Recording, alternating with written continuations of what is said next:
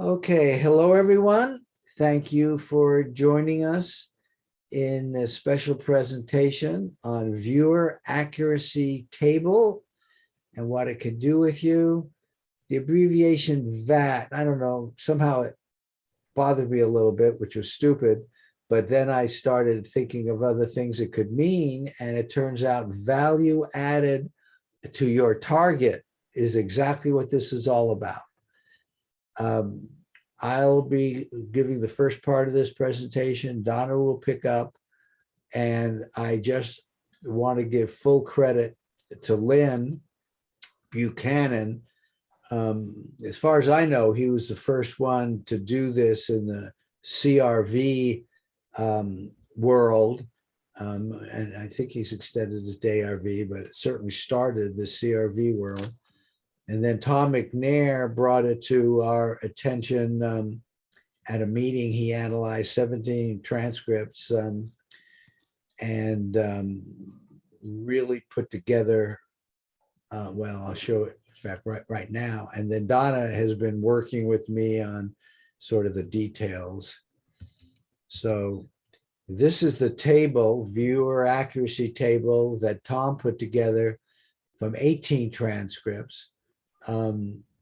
And he put it in the form of these characteristics: ideogram, feeling, motion, analytics, and that's the IAB, and then senses, kinesthetics, temperatures, the rather usual kinds of things that you might break elements from transcripts into. And then he put together this histogram, horizontal histogram chart. And this was from these 18 transcripts. What we're going to do is going to be personal to you. So you're going to find out what yours looks like. But in this case, the sketches were very accurate. And it's this percentage where it says 75%, and you only did one other percent over here. For the colors, 70%. This is really very important because you might, in fact, talk about colors a lot, but maybe you miss them most of the time. And so you need to have the percentages as well. And we all believe that this is a way of really improving your hit rates. Okay, this is the form that I'm using. I programmed all of this into the WE Winning Entanglements program that I think all of you are hopefully familiar with, because I'm not going to explain it in fine detail. But this is the equivalent horizontal one, and it contains exactly the same information. This was just an example. I was putting in lots of examples, but color. And one thing which I added, which Tom didn't have, is clusters.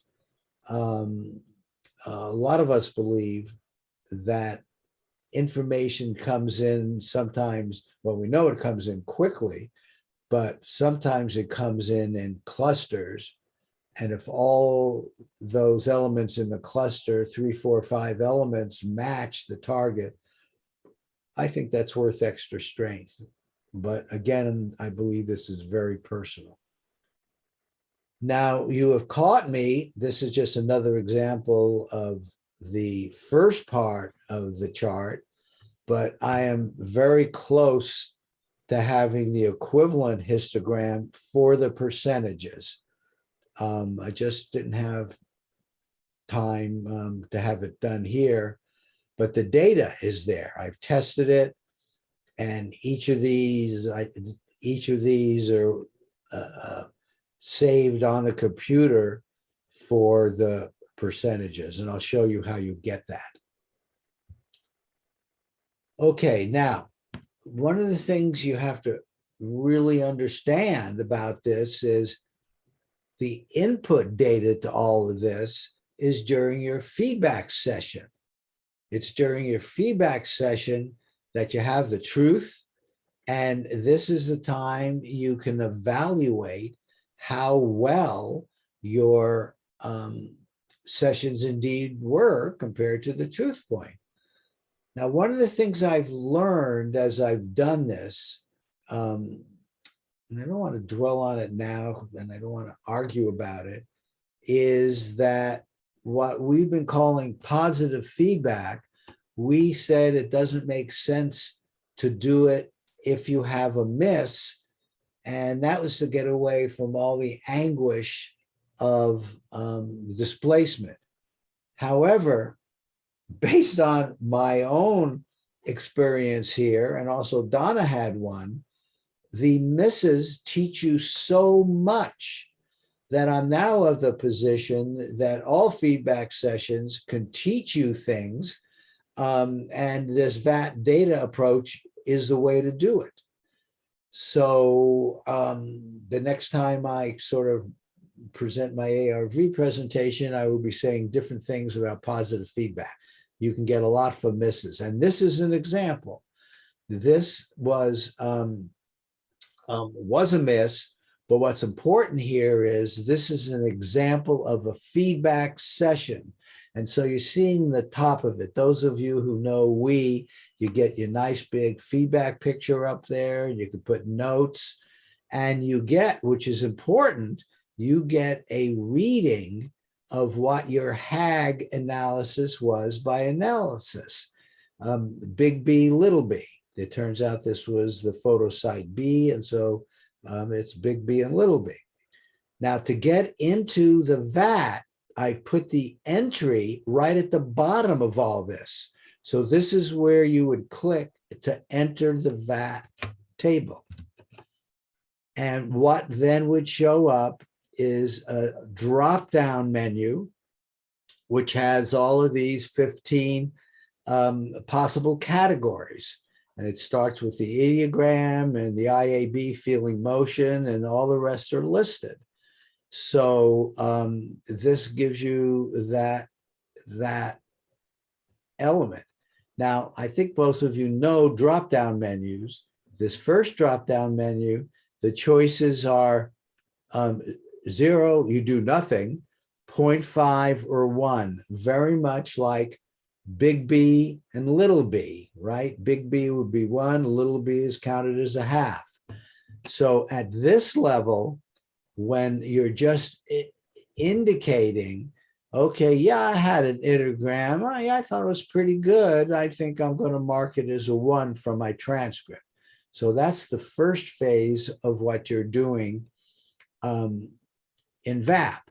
So you're going through your transcript, element by element, and here you get a real clue. Element 1 from your transcript, here would be a 1, here would be a half, here would be a half, this one would be a 1. Even though this was a miss, you got stuff. Okay, so you would fill it all out in here. And from your transcript, I'm not showing the transcript. The way I always do the transcripts is I circle the good things, which were the ones that I marked before. And that's this and this. Notice I've got 2 ideograms here, and I think they're pretty good in terms of what this looks like. I did not mark this one in the my transcript, but I look at it now and I would say that's pretty good. I want to give credit for that as an ideogram.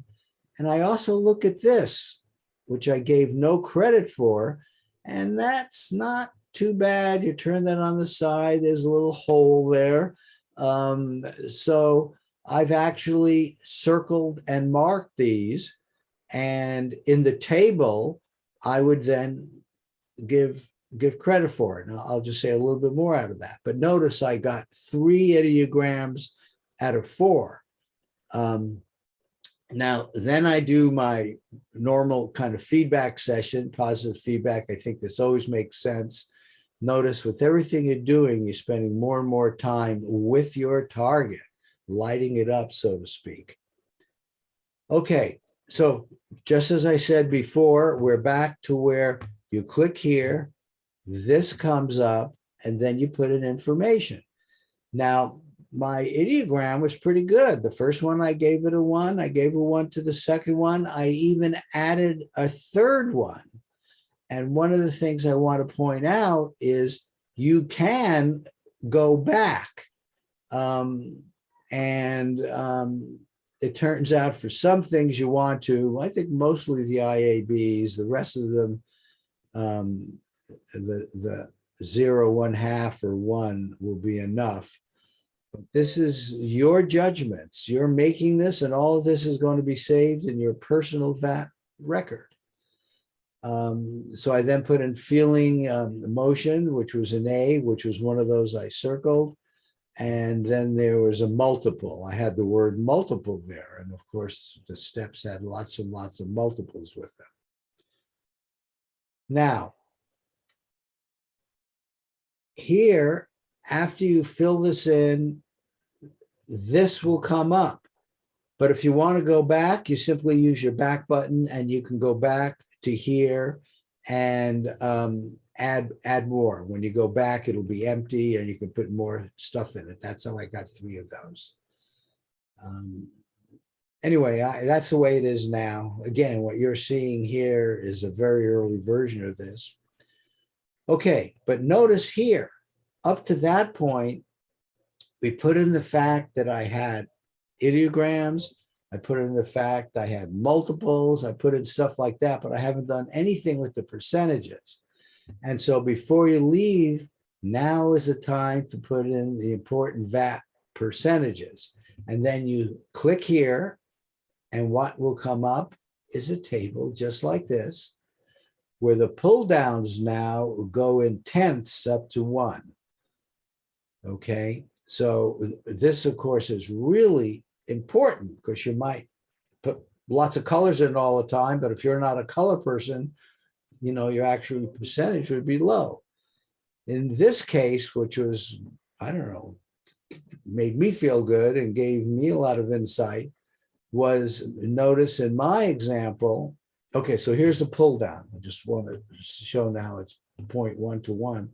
I had 3 out of 4 ideograms correct. So that's 0.75. So depending on how I felt, I would enter in this box in either 0.7 or 0.8. So I have now put in for that transcript the big picture. On that transcript, I was 75% there. It might be in colors. I might have put in 4 colors and only got 1 right. So then I would be, again, between 0.2, I'm 0.25.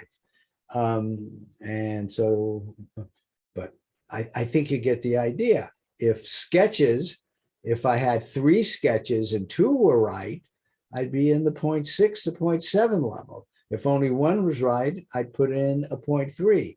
So I'm now in a percentage, in a position to put in the actual percentages on my transcript. And again, all of this is saved in your personal file.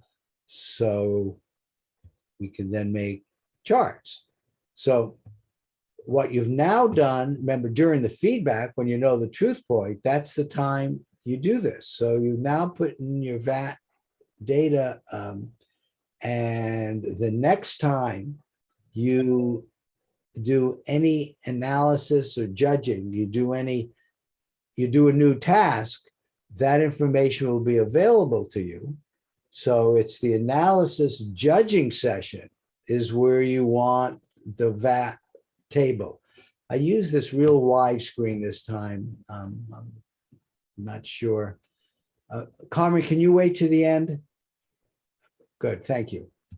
Now, this analysis judging, of course, is so important in ARV. And I think a lot of us make mistakes, like I just showed you where I got a miss, and yet I had really a good session on the other target. So this is the bottom part of an analysis judging page. Over here, I have HAG CRs are done above. So in our system, by the time you start doing your analysis, you use this harsh analysis with gestalts, and you come basically with your two CRs, your first cut. But with that, you now have an opportunity of, I think, modifying that in a logical way. And to do that, you click here, your viewer accuracy table. It is now at the bottom of every one of analysis, judging your transcripts. You get that every time. This is, of course, all voluntary. If you don't click that, you just do your normal, put in your CRs, and that's fine. But I think this is really important to do. And then once you click there, then you will come up with ultimately two histograms. This is an example, and just an example, but it shows how many predictions, transcripts were analyzed. There's an example of 6, and this gives the number that we put in at 2.5 of those 6 transcripts. The ranking, if you will, just adding up how many times it came up, the ideogram was pretty high, colors. And again, this is just an example. So you get that ideogram. You'll now get an equivalent ideogram, which will have, okay, and now it's going to have the average. And remember, this is the sum of all of yours. So of all the 6 that I did, the colors was the thing I put in the most. This will be an average of those 6. So you will get a percentage. What is the percentage of correct colors that I do? I mean, I've done a lot of them here. I would like to believe that maybe I'd be up at 80% in my colors. That'd sure make me feel good. But hey, if it was 30%, then I wouldn't give as much credit to the colors. And so this gives you an opportunity to make an adjustment. But even more importantly, you're learning about yourself. You have an opportunity, if your kinesthetics are low, no smells, no sounds, that might be something you want to work on during your feedback sessions when in fact they do show up. Okay. So that's my portion of it.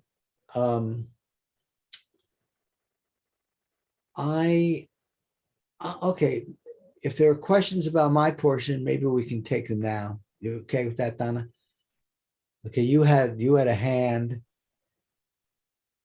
Did I answer it? Okay, yeah, go ahead, Carmen. So, Marty, when we're doing the sketches and doing the rating of them, when we say, okay, well, I'm gonna start counting every single one of them. I haven't been counting my drawings. So are we counting drawings too? In some sessions I've been doing like 2, maybe I'll take the signal line with like a confusion break, and then I take the signal line again. So now Right. you count both of the signal lines, and then the drawings that the drawings that just come automatically. Are you counting those 2, and then how do you rate those? Yes. Well, you have to do the rating on how good you think they are. Did the ideogram match or didn't match? Did it match at a 0 or a 0.5 or 1? But you could do that 3 times if you did 3 ideograms, just like I did. And then you rank all the others.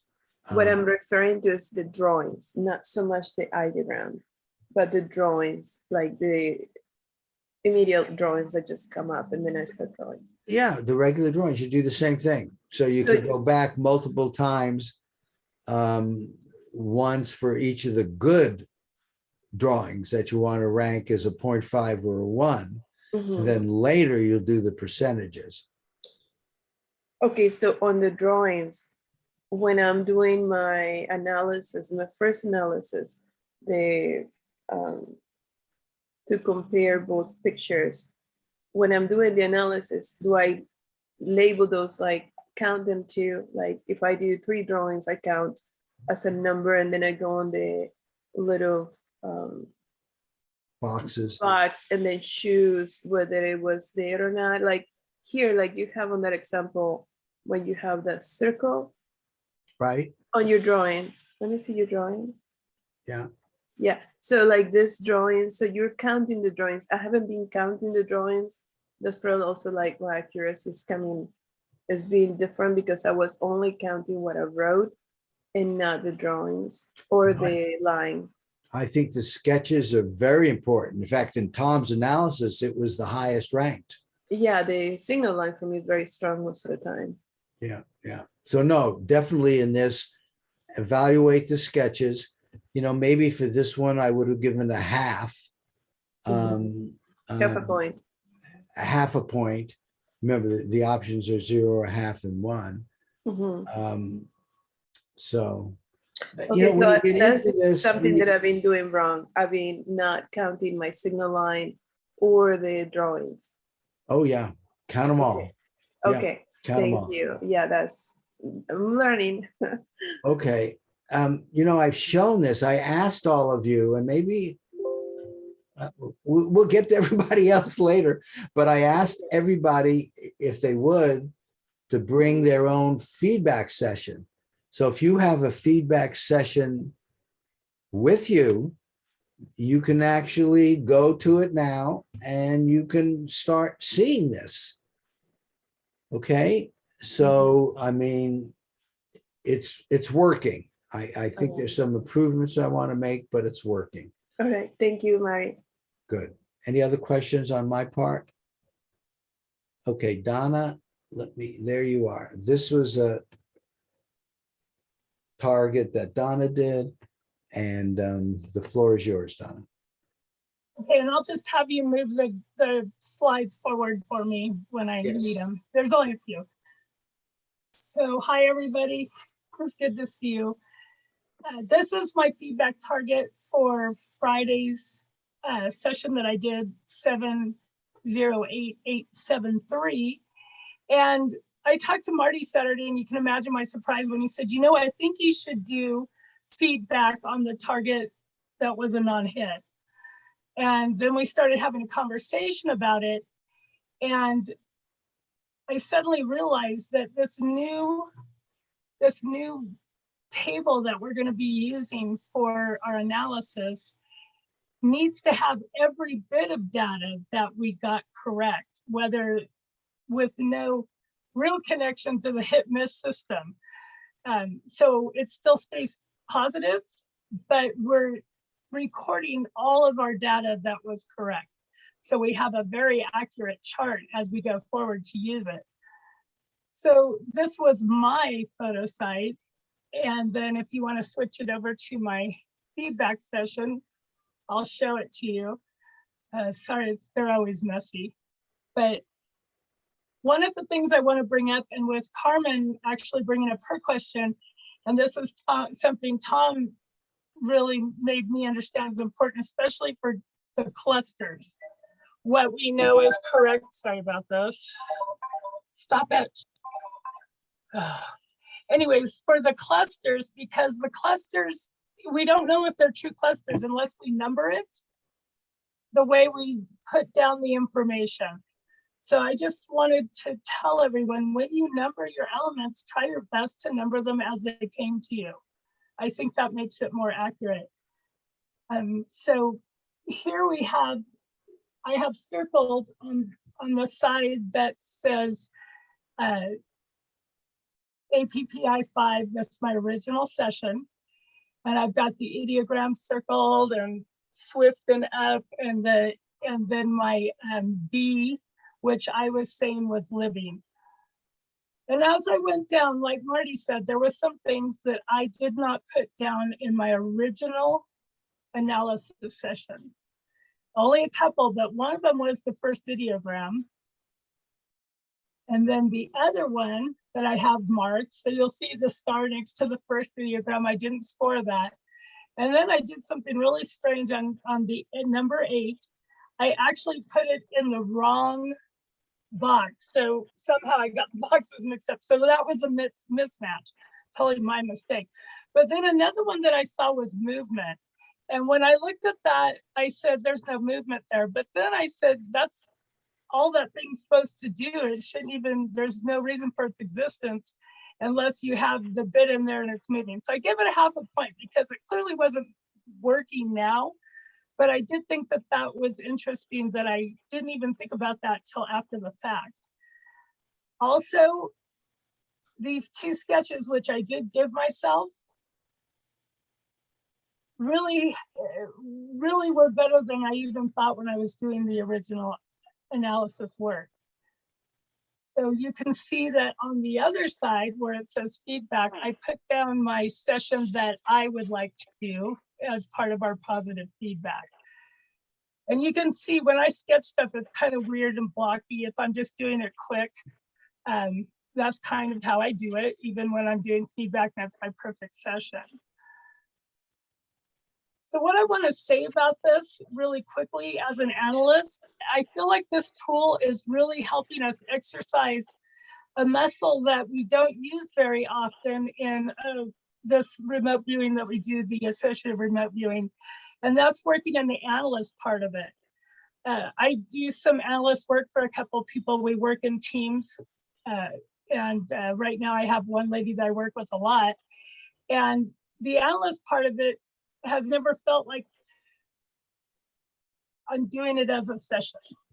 So now what I can do is take this session, and even if it's a non-hit, going through and putting the things that were correct into that table will also give me a way to exercise not only my ARV and remote viewing skills, but also as an analyst, your analyzing skills.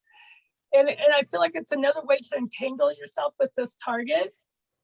That's the correct target, the target that we were looking for at the time of our session. So I'm looking at it as just doing another session as I do this feedback, not thinking about it as a hit or a non-hit. And then this also gives us a chance to practice makes perfect. Again, I always thought we didn't have a way to really practice being an analyst. And this is just such a great tool for us as we're analyzing and doing feedback. And then something that I've always tried to figure out how it associates with CRV and ARV. And this idea that you have a monitor that kind of guides you through CRV and says, well, why don't you go down this path instead of this path? And if we go back to my original session, Marty, please. Yeah. So to me, as I'm looking at this, I'm coming down and I've got the colors and I've kind of got this idea of movement, which isn't really the whole correct part of this. And I don't want to talk about the other feedback target too much, but this was kind of a displacement. So, but for me now, I can look at this target and I can see, well, look, I got red again. And then I started making these sketches and I can start letting my subconscious and my conscious mind as I'm doing this, see that I was going in a direction. So as we use these tables, we could also kind of be our own monitor as we're doing this feedback, whether it was positive, regular positive feedback, or us going through what I like to call a session that is a positive, but is also positive feedback. I'm not even thinking about it as a non-hit. And you can see I started going down after the red, and then in 15 I had that sketch, and then I kind of had this idea that it was small and it had opening, and then another kind of mechanical looking sketch. So what I'm trying to tell you is it gives us an ability to kind of be our own monitor as we look at what we were doing, and then put this data into Marty's marvelous table, and we have it to look back on later on where our strengths are and what we can work on as we go into our sessions. So does anybody have any questions for me about how I'm utilizing this? I'm just starting as well, so, but I have used it a couple times and I really love it. You said something I want to emphasize, and there was a question, a personal question to me about, are we going to do feedback to the miss target too? I was like, what? I like you, just you say no hit. I think the answer is yes, and I think it's critically important that once you opened up your feedback, you do not spend any time at all on the previous one. You know, I know you started thinking about it. Don't do that.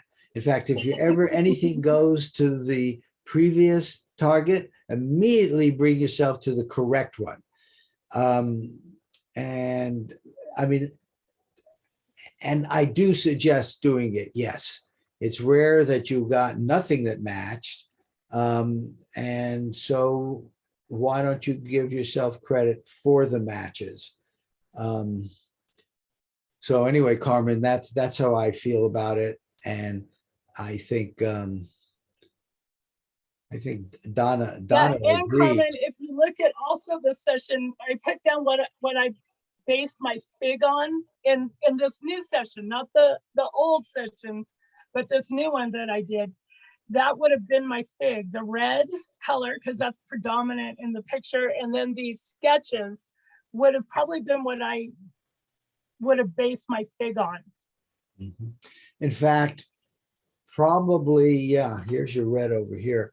Yeah, I got it twice. Probably the fig first impression gestalt, which counts like 50% of the total CR ranking, it's the thing which everything we're talking about here can adjust the most. But that doesn't mean there are other things that can't be adjusted either. And this is very personal. And I think as you do it more and more, it'll become clearer how this is a positive tool for you. Okay, Carmen, go ahead. I see you have another question. Oh, and Linda Yeah. does too. Okay. Well, Go with Linda if you want. It's okay. Okay, thank you. Hello, everybody. yeah. I don't know if you addressed this already because I came in a bit late, but I have often elements that are associations. I could quickly share my screen and show you. Okay. That's good. I'll stop It the was share. my last, it was the last Bildschirm. I can find it. This one, you see it? Okay. It's coming up. Yeah, there it is. Yeah. So I had here in the right down corner, I had the rabbi. Mhm. And it made sense for me because when I think of a rabbi, I think of Israel, I think of an ancient culture, I think of desert. And I often have this, that I get a picture which is just symbolically, and it for me then personally makes sense. Or here on the left side. What was the like, target? What was the target? You don't see it. It was the stone staircase, the one you had before. Oh, okay. Okay. And here on the left downside, you have this stone kind of fireplace thing made of stone, this with that shape. And I see, for me, this symbolizes handmade, primal material like stone. And so when I look at this picture, it made sense for me that it must be this. And then I had a shape with a hole in it. So these two are holes. You got a hit on this? Yes. Very nice. And so where would I put in the symbols? The rabbi, for example, that I have. You see his hat here, Yeah. the big hat. it has nothing to do with, I mean, you could stretch it, but for me, it was symbolically Israel, ancient, dust, desert.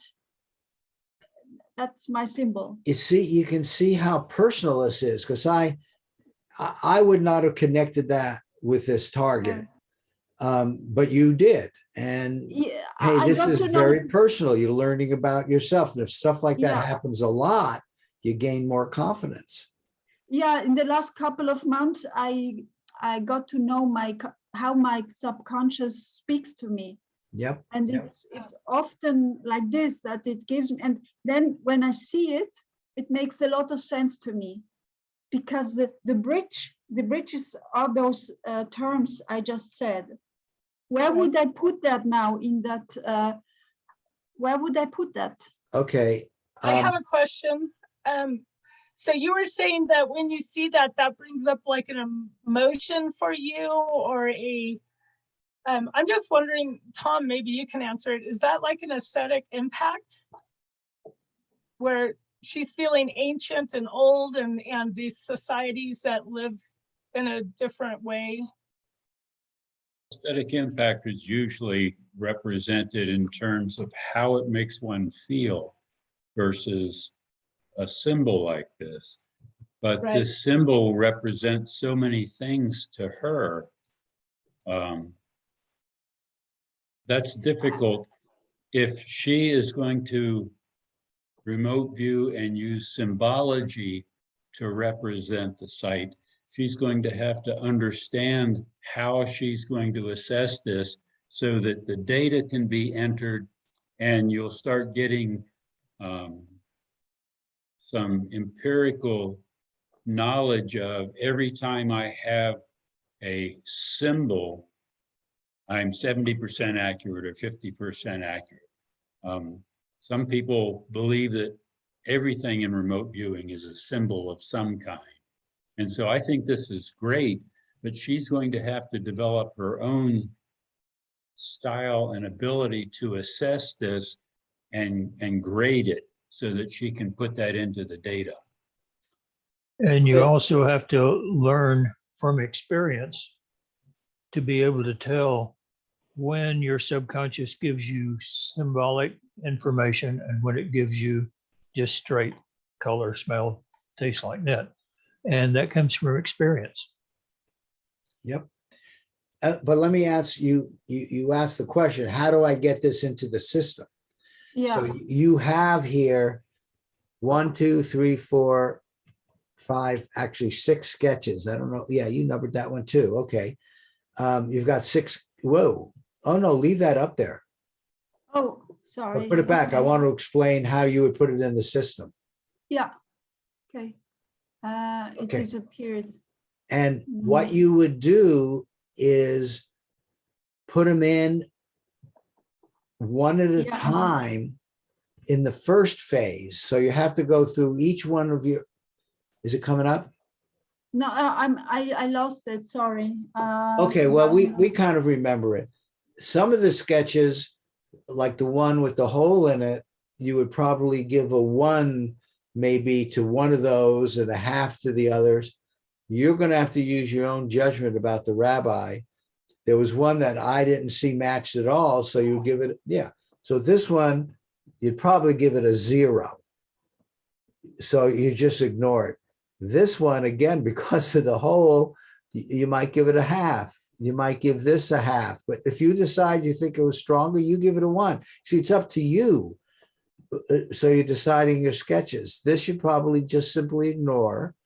And I don't know what to tell you about that one. This one you would give a 1. I like this. You know, it doesn't quite have steps, but it's got all the kind of lines and everything. I would give this one a 1. So in that first phase where you go through them one at a time, you would do that. Now in the second phase where you do percentages, you have 1, 2, 3, 4, 5, 6 sketches. And I would say, you know, you tell me how many of those you think are right on, especially if you give something a half. So you would probably end off with maybe a 0.5 or 0.6. maybe 0.7. You'll have to decide, it's up to but- you decide, but that would be the global number that you would give it.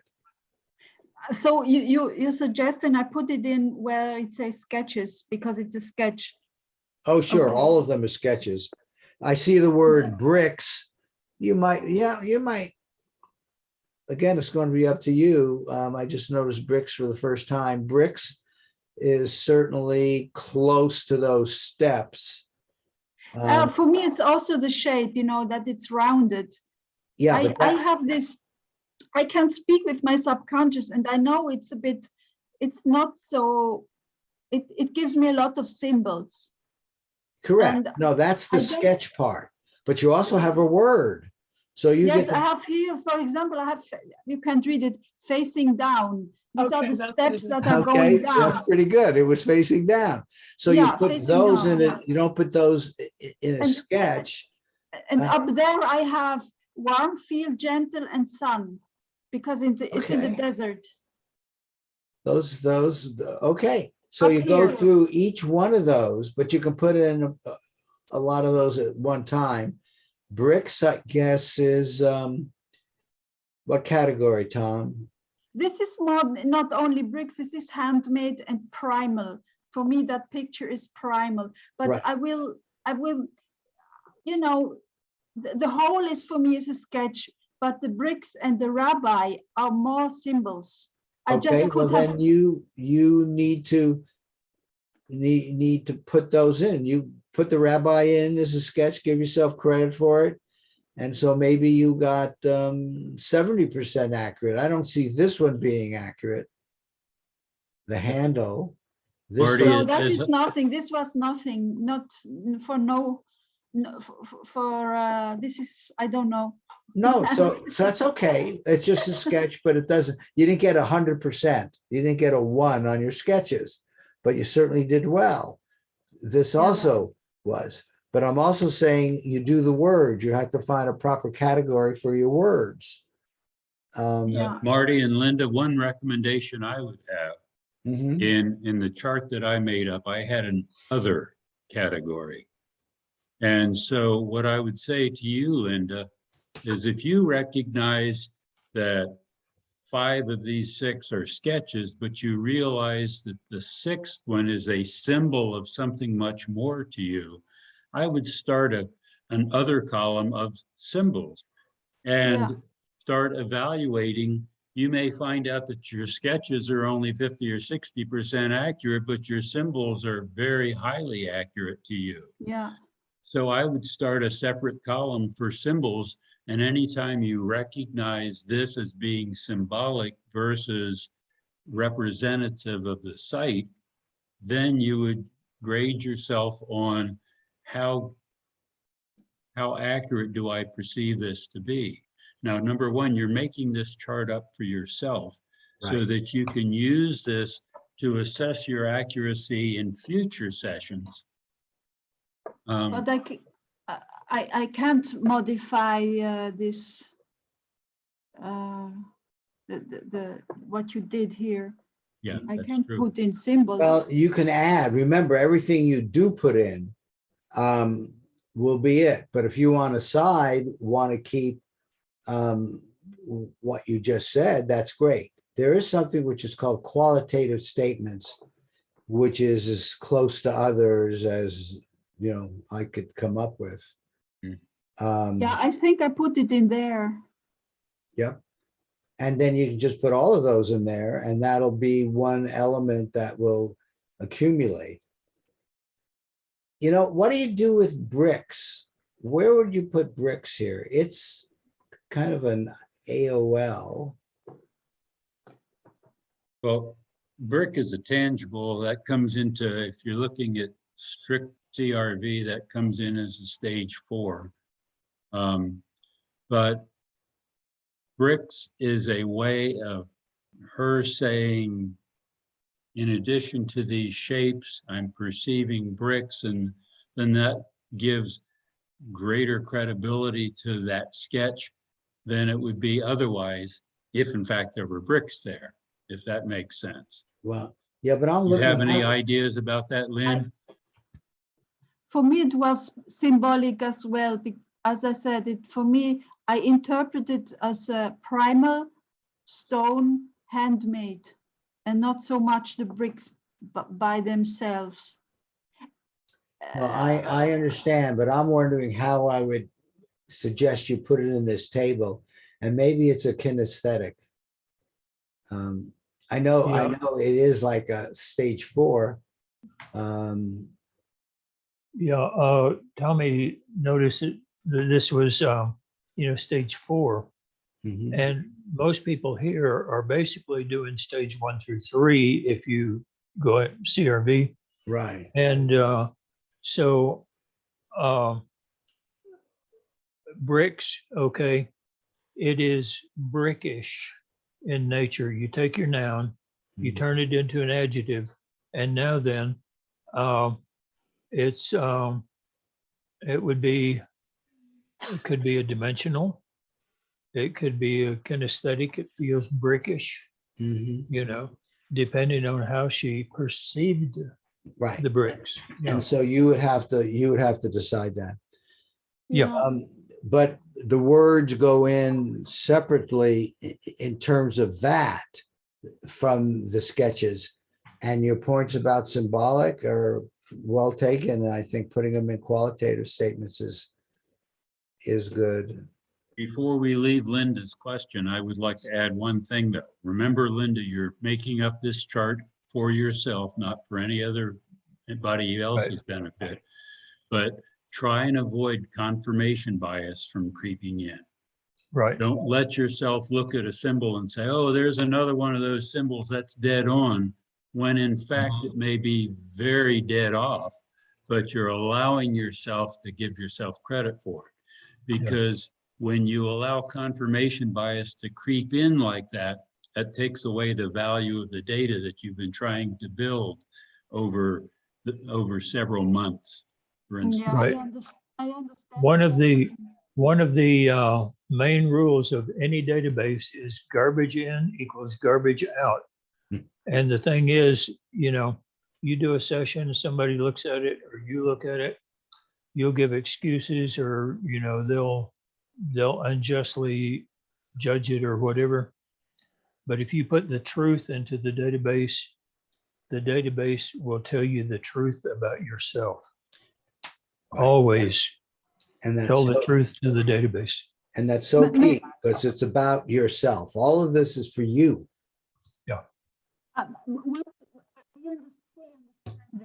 Okay, Carmen.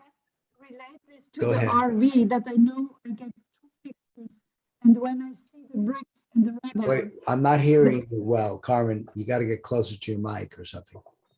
You don't hear me because Linda's talking. Yeah, I understand. I understand the confirmation bias very well. I was thinking that my subconscious maybe teams up because I know I will get 2 pictures, and when I see the bricks and I see the rabbi, they go perfectly together with that image. And I think the other image was a coral reef. Don't even talk about the other image. I really mean that. It takes great discipline. And I see there's another, they're just questions private to me. They should be to everybody. There is, whether you have a hit, then it's easy not to think about the other one, but sometimes you do anyway. Don't. When you get a non-hit, a miss in the system, fine, but you got something to learn from the actual target. Margie, do you mind if I share my screen? Yeah, sure. I'll stop share.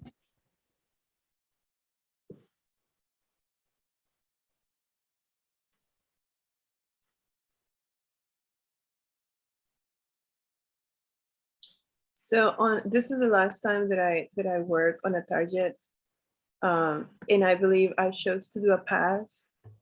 Now the market is kind of unstable, so it was actually up, even though I believe you guys did a pass on it or chose to do down. And that's what it gets more confusing to me, not because I'm trying to do market, but because I received the signal and then I see the picture like, well, this was a signal.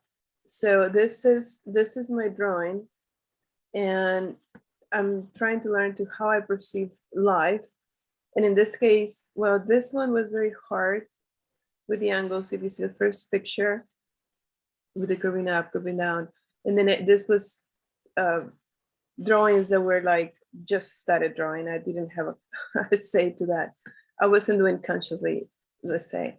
But then the second part of the drawing, I started to perceive all these colors because I would go, well, why am I not perceiving colors? And I started perceiving all these colors, and it seemed to me like I was perceiving a peacock because of the richness of the colors.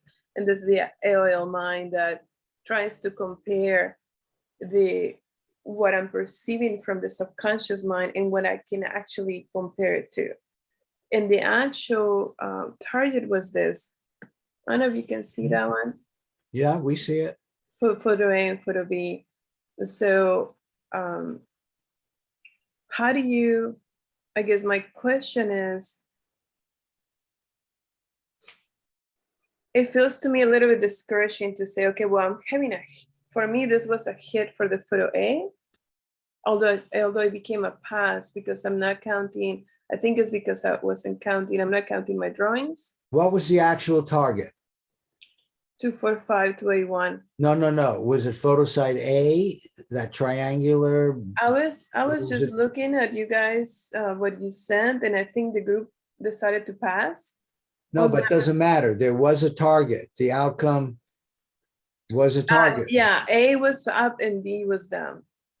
But which actually happened? I don't know.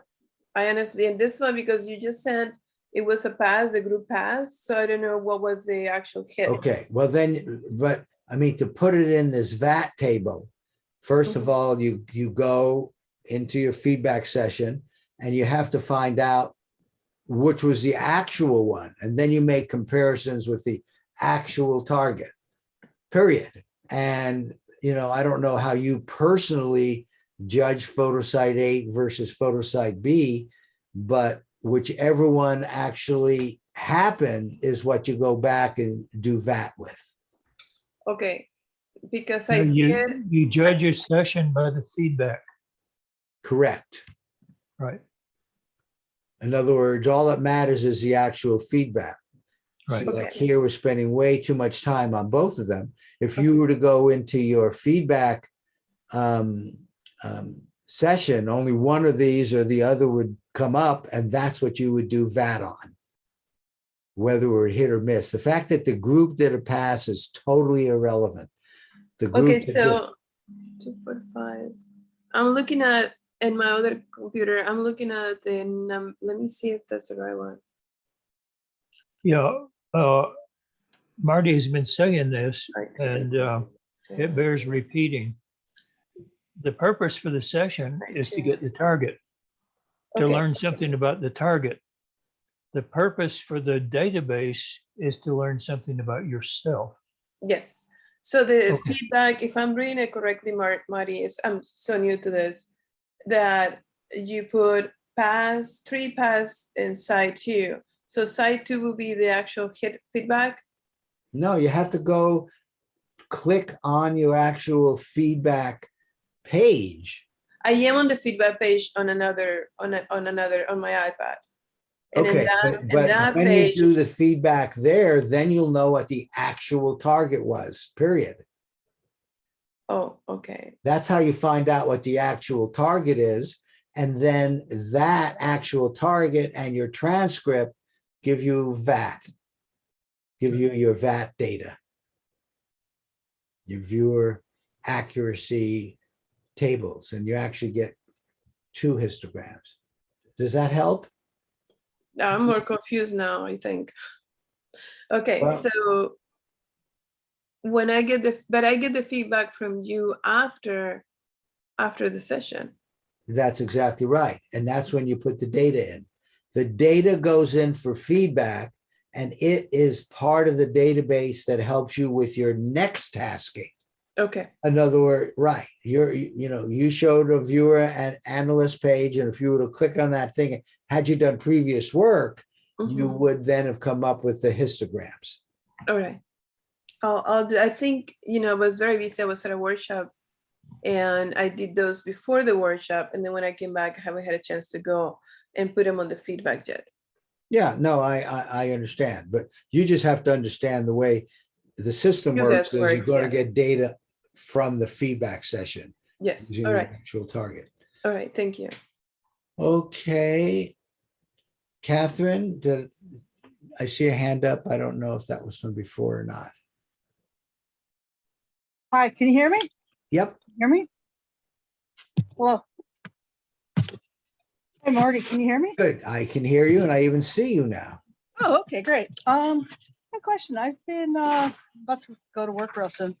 The last Omega one with the Adobe structure, I had an AOL. I'm not sure how to enter this in. It was beige building with a mansard roof. I got half the AOL correct, and the roof was kind of an add-on, but the overall gestalt, how do we account for our AOLs on this? I count them as regular. If it's a word, you judge it as a regular word. Mhm. Period. Now, I know Lynn has talked a lot about when you say red car, and is there a car, but it's a blue car, what do you do? And I give credit for car. In other words, okay. those are two words. Can I show how we do things? Sure, yeah. Why don't you do Okay. that? Let me, Do you want to take over the screen or? yeah, let me share screen here just a Good. minute. First of all, I teach mainly CRV, and okay, and I tend to start people out with easy targets, and then as we progress, go into more complex targets. Like this is sumo suit wrestling, and I try to give full feedback so that no matter what perception a person gets, it's going to be in the feedback. If it's not, then I give at the bottom links to more feedback and so on. And so I do that. But let me show you over here. This is a session that a student picked it, and for the webinar, I did it. It was herding sheep beside a bird tower. And here is an example of our record sheet. We put what it is, the time and date and everything else. And I got 3 ambiance things correct. I got 1 color wrong. Composition, I got 4 correct and 1 wrong, and so on. And you go through like this, and over session after session after session, these go into the database, and you find out what you're good at. And we figure it down to the 1/100% of accuracy, and then notes and all that.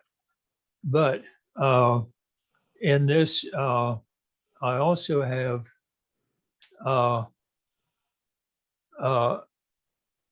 28 categories. And these categories are selected not by me, but I went through and did an analysis of all of the operational work we did to find out what customers are interested in.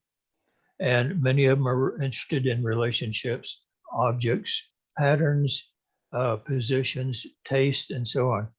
And I don't know if you noticed from this other one, but sounds, shapes, and all that are things that I tend to be good at. Okay.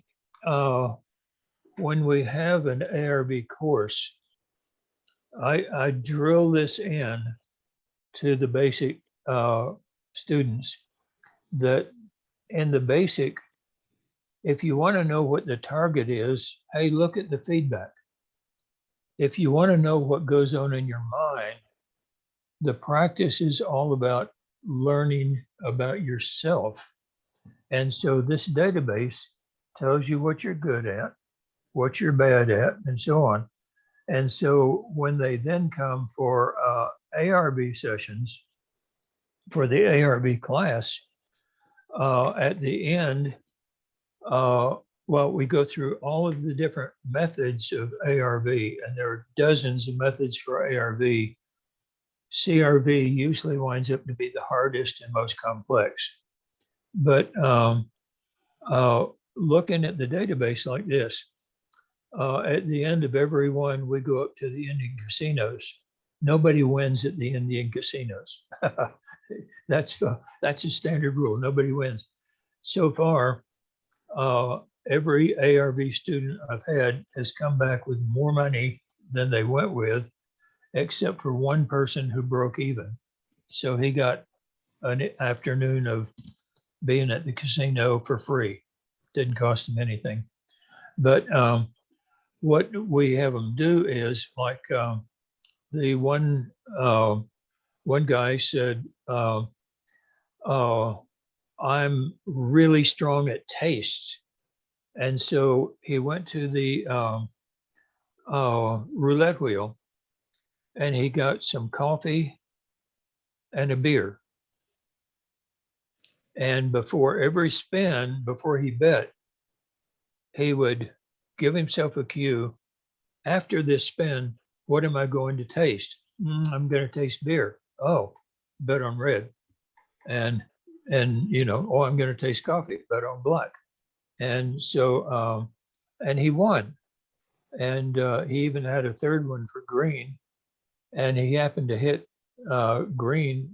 Well, green happened to hit 2 times while he was at the table.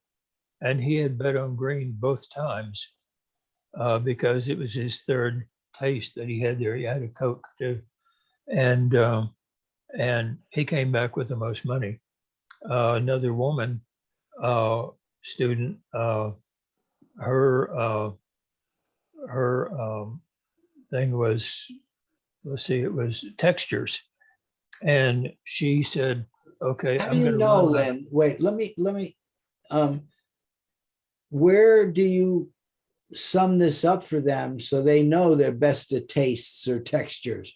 Do you It have shows you- a horizontal, It- some sort of chart, or you? It shows you graphically right here. Well, yeah, but that was just one session. Oh, yeah, we have a database, an online Right. database. How do where you put show things them? in. How do they get access to the database, and you give it to them in percentages, or?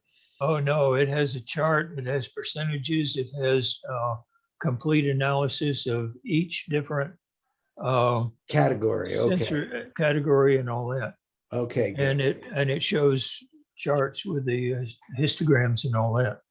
Okay, just like what we're talking about. So that's how Yeah. he was good at texture. But the one who had textures was best at textures. She would rub her hand across the table there, and if it felt rough, she would bet on the red. If it felt smooth, she would bet on the black, and she came away winning. But this lets you know about yourself. Now, when you do the sessions, you know, then you of course are, after getting a good session. When you do the database, that's when you learn about yourself, your own strengths and weaknesses, and this value, this VAT. That's what this is for. After you do your ARV, then you do your judging on that according to the feedback. And you learn your strengths and weaknesses. And that's the beautiful part of this thing that that Marty is doing. It will tell you about yourself and what you can depend on in your own work. Yep, very interesting. You had a lot more categories, And Yeah. we'll have to think about that. It's easy for us to add Well, categories. like I say, these were analysis of what actual real live operational customers are interested in. Right, but you know, already there have been some cases where it wasn't clear, like object, when brick came up. Well, I have objects in there, but also, Yeah, that I like know. Tommy says, the 29th category here is other. Yeah. Yeah. Yeah. Of course, being For instance, being good your at other idi- wasn't too much. your ideograms. Customers are not interested in ideograms. So I put other. Right. You got your ideogram correct or not? You stick it in other. Yeah, but That's see, for for you. for ARV, it is a little different. Because Oh, yeah, you're it's a lot looking, different. you're looking at your session, and if you're good at ideograms, and this time it matches. Anyway, okay, good. Thank you. I mean, this is Yeah. Hey, I- develop an ideogram for red, one for green, one that for would- blue, black. Yeah. But you're wagering in a different way, but not bad. Yeah. Okay, Marty, Julia had a question about clusters in the Yeah. chat box that I thought was interesting. oh, okay. Psychological determine how the brain can store memory. So whether there will be a secondary analysis of comparing the photo to the actual event. Well, remember, the feedback does that. The feedback. Okay, and this is probably a discussion for another session. Tom brought up confirmation bias. So I know I'm skirting really close to that. I see RV as very three-dimensional. You start with your you start with your ideogram, which is very one-dimensional. You get into stage 3, you do a sketch, which is two-dimensional. If you take it to stage 6 in CRV, then you've got a three-dimensional model, maybe. So, I think of CRV as very fractal. So what we're doing with this analysis, which I really love, by the way, is you're taking your session, which is to me one-dimensional. And when you're comparing it to a photo, there's a relationship there, making it two-dimensional. Now, if you compare to the actual tasking, like that, I think Linda did the up-down, I guess it was a stock market thing. So I'm not an ARV person, so forgive me. But there was a picture of a triangle building and a picture of an ocean reef. So if you take your two-dimensional analysis, you're just dealing with one of those photos that she was making hits on, even though it might have been a non-hit for the target. Okay, but that's two-dimensional, photo to session. If you take it out one more dimension and go photo or session to photo to stock market, up or down, then perhaps Linda had an aspect in her personal memory clusters that up to her had a very, looking down on a building would have indicated that she was up, or maybe, looking at the reef indicated it was up. If it had been a Super Bowl game, maybe Donna was, looking at a Super Bowl game with those same two pictures. And Donna might have related very well to the coach's name that won the team that won the Super Bowl. Now, his last name may have reminded her of something with an ocean reef, or his last name may have reminded her of something with that triangular building. And she would have been drawn to a different photo because of her familiarity with the Super Bowl team winner. So I'm thinking that there's more than one, more than just two dimensions in analysis. You get your photo in your session, but you also have the target. We try very hard to keep it two-dimensional in your terminology. Okay. In other words, the only purpose of the up and down for the market, and it has nothing to do with the market. We can do it with we do binary, so you can do it with any binary choice, is to choose the photo site, period. Because if you get a good description of the photo site target, the actual target, then I know it's up and down because that's been associated earlier by the computer. So I don't want people to associate it with the stock market. In fact, often it's best if they didn't even know the stock market was involved. Very Um, good. Thanks. Okay, yeah. Okay, good. Any other? Marty, one thing we're not talking about here, because it's not in the chart, and I'm not sure how we would capture it. But, you know, when you come back post-session, you now know what the correct photo site was. Sometimes you'll look at an element and you'll say, why did I not see that? It's so obvious to me now that I know which was the correct photo. Well, the same thing with the fig. The fig, we all know the importance of the fig in computing the confidence ranking. It's 50% of that. And when you're trying to assign a fig to photo site A or B, it's a little difficult, although Donna's very good at it.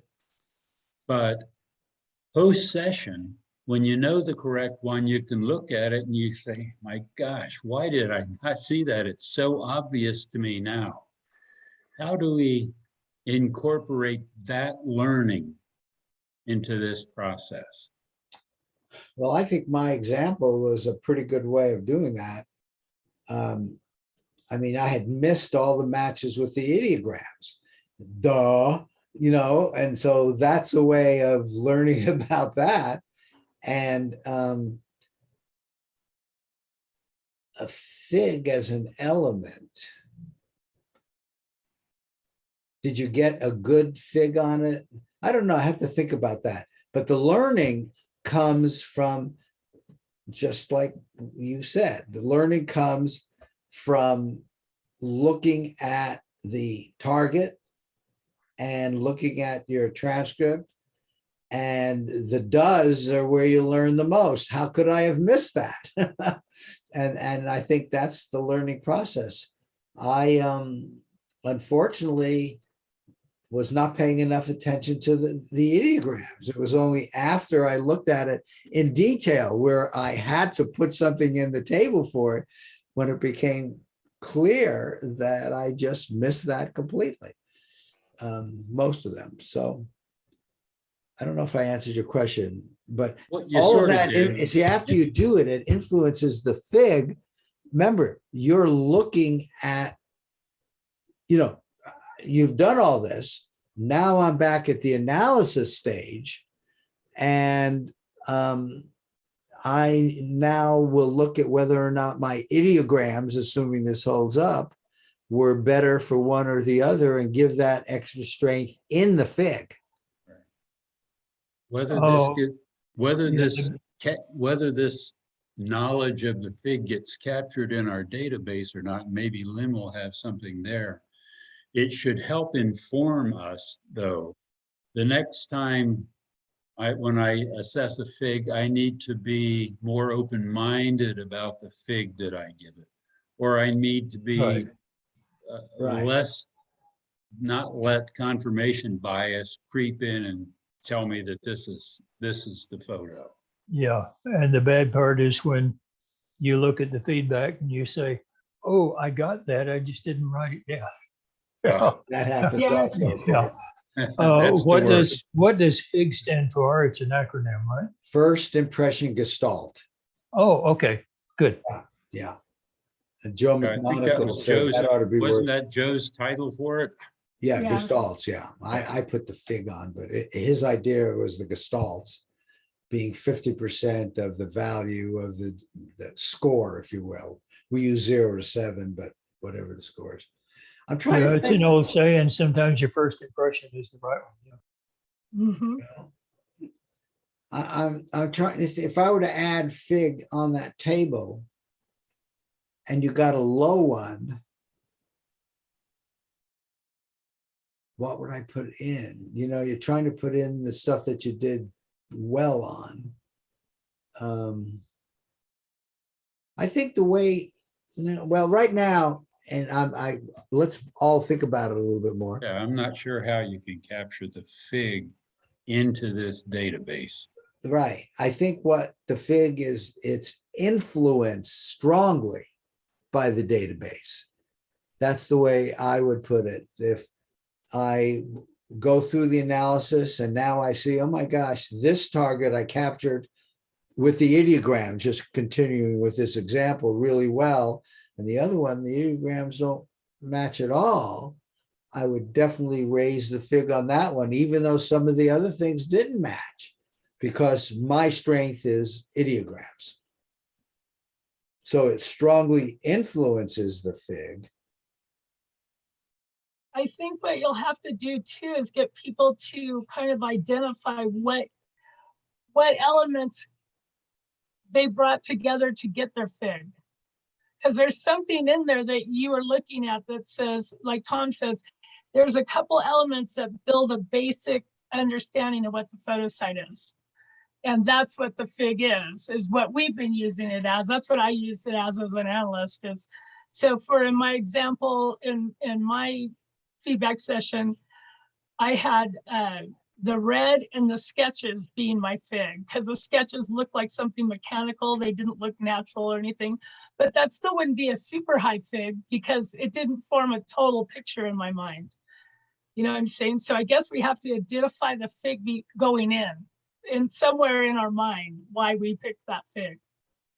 You know, with this VAT table available to us, maybe you don't even do the fig until you do the VAT analysis. You do all the other elements, but you don't enter the fig until after you've done your VAT analysis. And I think each of us are going to come up with a different way of doing that. I mean, I have no problem putting a fig in and then upping it.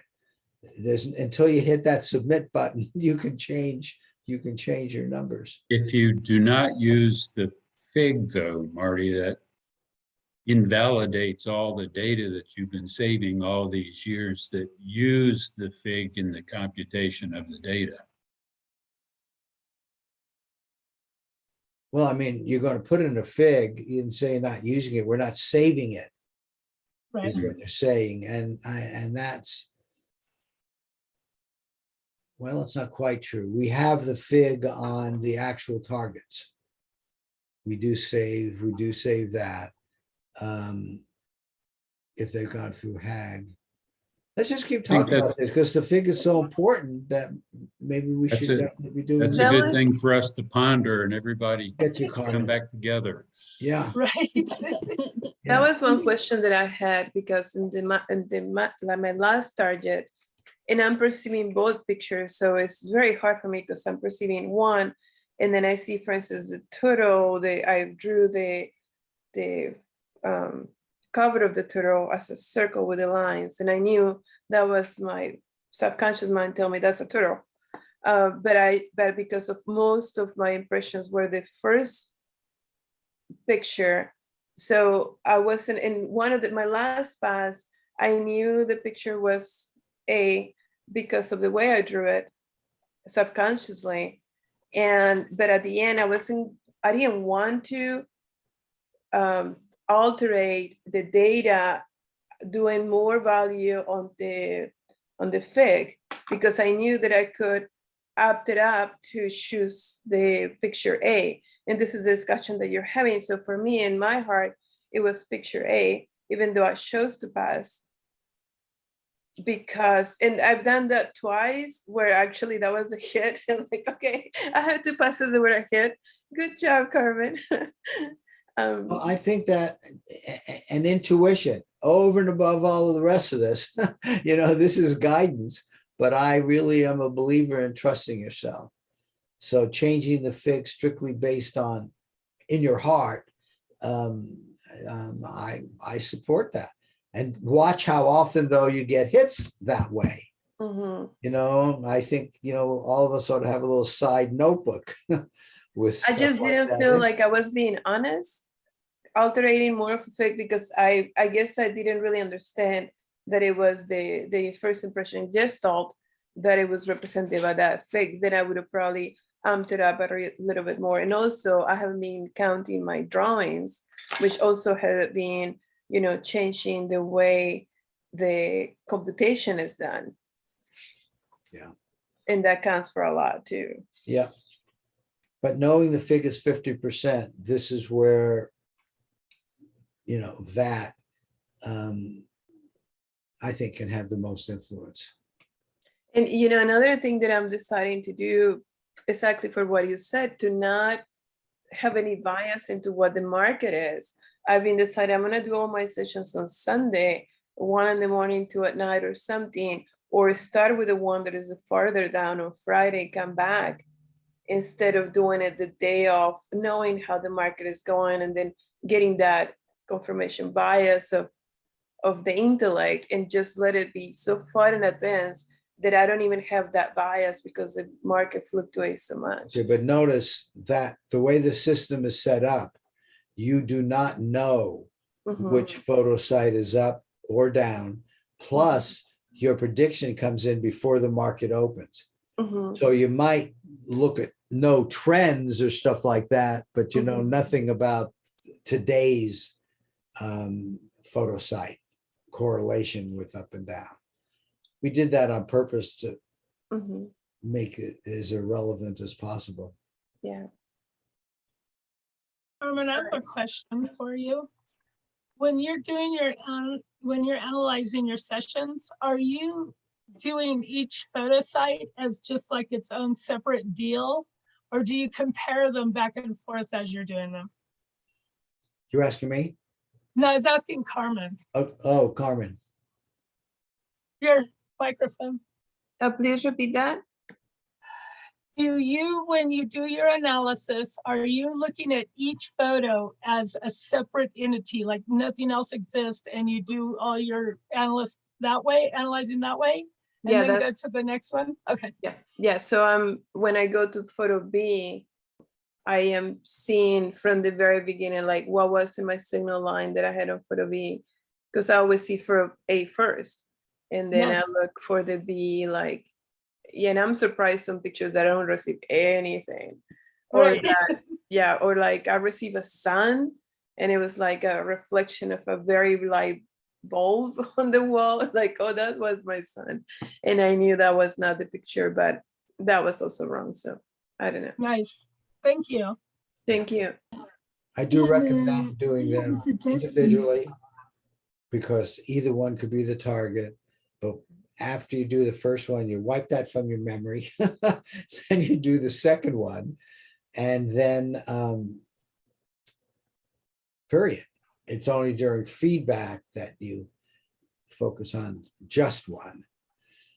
Marty, I'm going to need to drop off in a second, but before I go, I want to add one thing. We've always wondered if the viewer says blue 3 times, do we evaluate that as one thing, or do we evaluate it each time? And what I've been doing is using it 3 times. If they say blue 3 times and blue is a definite component of the target, I use it 3 times. But this database now will help us to better understand whether we should evaluate it as one thing or 3 things, because we'll see whether, oh, they said blue was it, we got it very high, or they said blue and there was no blue there, but they said it 3 times, so they didn't get credit for it 3 times. So I think it's going to be interesting after we have a little empirical data here to look back and try and answer that one question. Should we evaluate it as one thing or as 3 things? Right. In my mind, I'm the same as you. I've been evaluating it as 3 things. If the subconscious gives me blue 3 times, okay, it wants blue. But I think our database will help us to better understand whether that's correct or I think that is correct. Okay. I think we're done. Any other questions, Linda? Is that a new hand? Yeah. Okay, Since go this- ahead. Shoot. Since this is, looks like the end of the session. But I can't hear you. I can't hear you, Linda. Oh, okay. Here, do you hear me like that? Yeah, that's better. Okay. Since it's about increasing the our accuracy. And you speak a lot in your webinars about one aspect, the psychology, that I would say influences if we are successful. And the last webinar you made, you showed the chart of 2-3 people when they became more and more successful, and then it dropped. And I thought, why not have? Wait, stay by the mic, stay by the mic. Okay, if we could have a webinar speaking about the aspects of technology that we could change so that we can stay successful, because everybody in here knows that we can do it. I'm so sure. But our psychology puts some blocks in there when we become too successful. And what is it? Why? And I think if we try to become more accurate or more successful, we should have a look at the psychology. Well, okay, I only got part of what you said, but I think the main message is psychology is important. And I would certainly agree. sorry. Yeah, we all agree with that. And it's important for the long term. I think if you get too good, your sub is going to say, I'm not really this good, or something like that. You know, it's very complicated. The psychology of this is complicated. So I agree with you. Tom, everybody take care. I think we're done. Thank you all. And your comments are really well appreciated. And we will, in fact, we'll have more of these, because that is developing. You were here at its birth, basically. Okay, take care. Love you all. Keep precogging.